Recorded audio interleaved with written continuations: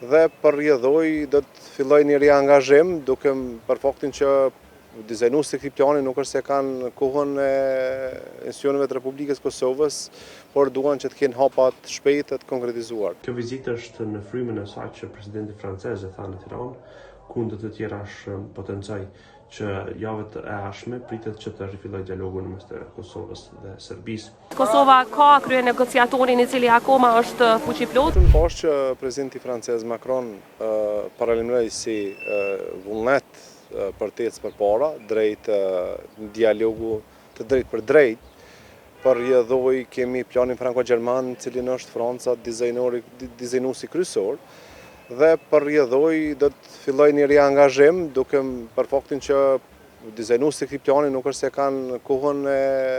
institucioneve të Republikës Kosovës,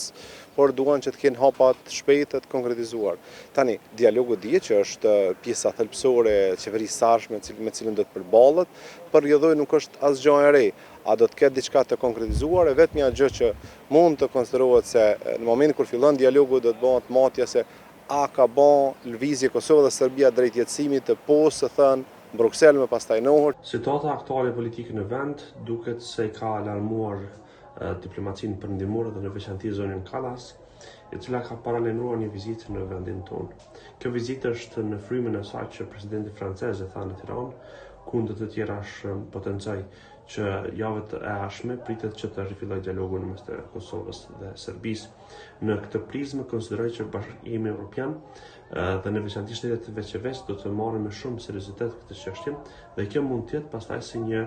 alarm do të thëjë azimi për partitë politike të Kosovës që të konstituojnë sa më parë kuvendin e Kosovës dhe të formojnë qeverinë në mënyrë që të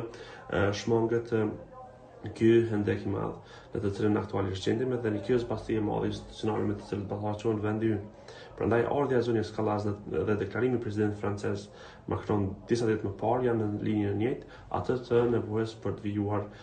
shumë shpejt me procesin dialogues në mes të dyja vendeve. Kosova ka krye negociatorin i cili akoma është fuqiplot, është zëvendës kryeministri i parë, i cili edhe nuk është se ka kandiduar apo se është zgjedhur deputet, pra ka kompetenca në mënyrë që të vazhdoj në qoftë se kërkohet nga BE-ja që të ketë një takim në nivel krye negociator. Të tjerët nuk kanë legjitimitet, sidomos jo për të ndërmarrë hapa diçka që ndërlidhet me dialogun. Pozicioni aktual i tyre është teknik dhe pavarësisht asaj në qoftë se është deputet ose jo, një figurë e qeverisë nuk është se ka legitimitetin për arsye se qeveria aktuale, konkretisht njerëzit cilët ushtrojnë detyrën e ministrave ose të kryeministit janë pozicion krejtësisht teknik dhe pa kompetencë dhe fuqi ligjore dhe kushtetuese për ndërmarrë masa drejt implementimit të diçkaje që e prek Kosovën në aspektin ndërkombëtar.